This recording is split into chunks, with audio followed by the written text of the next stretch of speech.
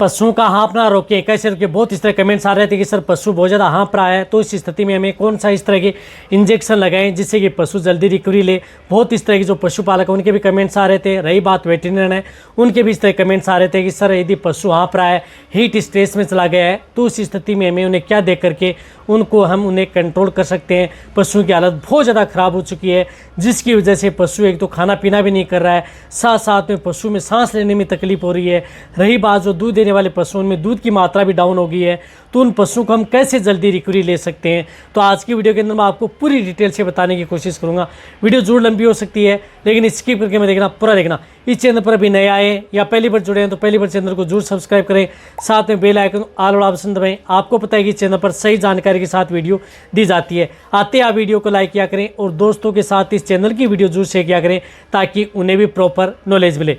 देखो, यदि आपका पशु हाँफ रहा है, हीट स्ट्रेस है, हीट स्ट्रोक में यदि पशु चला गया है, तो आपके पशु में दिक्कतें बहुत ज़्यादा खड़ी हो सकती हैं और उसकी वजह से पशु में इतनी क्रिटिकल स्टेज हो सकती है जिसकी वजह से पशु की जो हालत है वह ख़राब हो जाती है, मुंह से लार आना प्रारंभ हो जाता है, पशु खाना पीना छोड़ देता है। तो सबसे पहले आपको क्या करना है कि जो भी यदि आप ट्रीटमेंट करवा रहे हैं वो बहुत अच्छी बात है, लेकिन ट्रीटमेंट कराने से पहले आप उन पशु की कुछ बातों का आपको ध्यान में रखना होगा, तभी आप अपने पशुओं में अच्छा रिजल्ट ले सकते हैं। एक तो आपको क्या करना है कि उन पशुओं को सुबह सुबह आपको नहलाना है ताकि उन पशुओं का टेम्परेचर नॉर्मल बना रहे।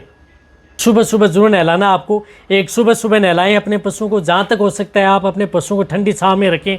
इस बात का आपको ध्यान में रखना है। यदि बहुत ही ज़्यादा यदि टेम्परेचर यदि पशुओं का बना हुआ है, पशुओं की दिक्कत है, तो उस स्थिति में आप कूलर का जरूर उपयोग करें। इस बात का आपको ध्यान में रखना है। जो ज़्यादा दूध देने वाली गाय भैंस है, उस स्थिति में आप कूलर के पंखे की बजाय आप कूलर का उपयोग करें पानी डाल करके, ताकि उस पशु का टेम्परेचर थोड़ा नॉर्मल बना रहे। अब इंजेक्शन क्या करना है आपको, यदि आपके पशु में इस तरह की दिक्कत हो जाती है, तो उस स्थिति में आपको एक तो नॉर्मल सेलाइन यानी नॉर्मल सेलाइन का आपको उपयोग करना है, क्योंकि इसमें टेम्परेचर भी पशुओं का बड़ा होता है। साथ साथ में इसके अंदर जिस प्रकार से सोडियम क्लोराइड की भी सख्त ज़्यादा ज़रूरत होती है, इलेक्ट्रोलाइट्स होते हैं ब्लड के अंदर, उनकी सबसे ज़्यादा ज़रूरत आपके पशु को पड़ती है।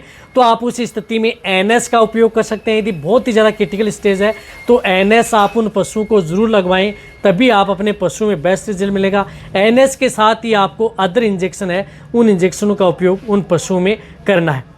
तो आपको क्या करना है कि नॉर्मल सेलाइन आप उन पशुओं को चढ़ानी है। नॉर्मल सेलाइन के साथ आप उन पशुओं में क्या उपयोग करना है, एक तो इंजेक्शन आपको उपयोग करना है वेटाल्जिन। वेटाल्जिन इंजेक्शन बहुत ज़्यादा उपयोग है, जिसके अंदर आता है एनाल्जिन। वह इंजेक्शन आप डायरेक्ट वेन के अंदर चढ़ाएं। बड़े पशु हैं उनको आप 30-33 ml की जो एक वाइल आती है, 30 से 33 ml बड़े पशु में आप उपयोग कर सकते हैं। मीडियम साइज़ के पशु हैं तो 10 से 15 ml उपयोग करें। उससे भी छोटे पशु हैं तो आप 5 से 7 ml इंट्राविनस भी उपयोग कर सकते हैं, और आप इंट्रामस्कुलर भी उस इंजेक्शन का उपयोग कराया जा सकता है। तो आप डायरेक्ट वेन के अंदर आप उन इंजेक्शन का उपयोग पशु में करवाना है। तो वह इंजेक्शन आप चाहे आपका पशु प्रेग्नेंट हो, नॉन हो, सभी तरह के पशुओं के लिए इंजेक्शन सेफ रहेगा। जैसे एनएस होगी, आप 500 ml की एक एनएस चढ़ाई, उस स्थिति में आप ये अकेला एक इंजेक्शन में डाल दें, और फिर आप दूसरी एनएस यदि आप चढ़ा रहे हैं, क्योंकि एक पशु को आप कम से कम 4 से 5 लीटर आप एनएस दे सकते हैं, या 4 से 5 लीटर आप अदर भी जो है यदि नॉर्मल है तो भी आप दिया जा सकता है, कोई दिक्कत नहीं है। वैसे यदि आप नॉर्मल देना चाहते हैं तो 2 से 3 लीटर भी चढ़ाया जा सकता है। एक बोतल में आपको सिर्फ जो वेटाल्जिन इंजेक्शन है वह आपको लगाना है, इसके साथ कोई अदर इंजेक्शन आपको ऐड नहीं करने। अब जो दूसरी है, जिस प्रकार से एनएस उस पशु को चढ़ा रहे हैं, तो उस स्थिति में आप उन पशुओं को एक तो ब्यूटाफास्फोन साइनोकोबालामिन साल्ट का जो इंजेक्शन आता है उस इंजेक्शन का उपयोग करना है। जिस तरह से मेटफोस आता है उसका उपयोग कर सकते हैं। अदर कंपनी के आते हैं, बहुत इस तरह की कंपनियाँ जो इस साल्ट के इंजेक्शन बनाती हैं, उनमें से कोई भी है। जिस प्रकार से मेटावेज आता है उसका भी उपयोग कर सकते हैं। तो ब्यूटाफास्फोन एंड साइनोकोबालामिन साल्ट का इंजेक्शन 20 ml आपको इस ड्रिप के अंदर आपको डालना है। तो 20 ml ये इंजेक्शन भी उन कोई ड्रिप में डाल देना है। साथ साथ में इसमें आपको क्या करना है, एक ट्राइब्यूवेट इंजेक्शन आता है, वह भी आपको 10 से 15 ml आपको इसी ड्रिप के अंदर, आप ब्यूटाफास्फोन साइनोकोबालामिन लिया, इसी में आपको ट्राइब्यूवेट इंजेक्शन है, वह भी आप 10-15 ml इस ड्रिप के अंदर आप उन पशुओं को लगा दें।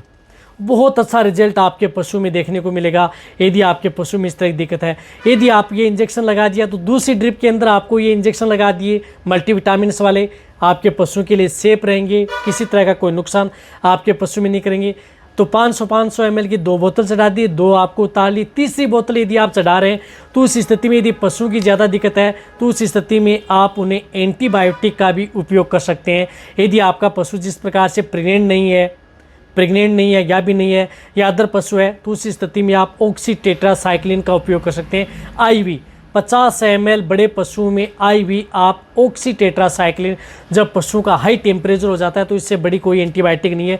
इस तरह की ट्रीटमेंट के अंदर बहुत अच्छा रिजल्ट आपके पशु में देती है, लेकिन डायरेक्ट आपको वेन में, नस में आपको इंजेक्शन लगाने, तो ऑक्सी टेट्रासाइक्लिन भी आप 50 ml तक आप उस पशु को चढ़ाई जाती है। एक और बताना चाहता हूँ कि मैं सभी के सभी जो इंजेक्शन है ये आपको सिर्फ और सिर्फ आपको अपने वेटरनरियन के द्वारा ही लगाने, आप खुद इनका उपयोग न करें।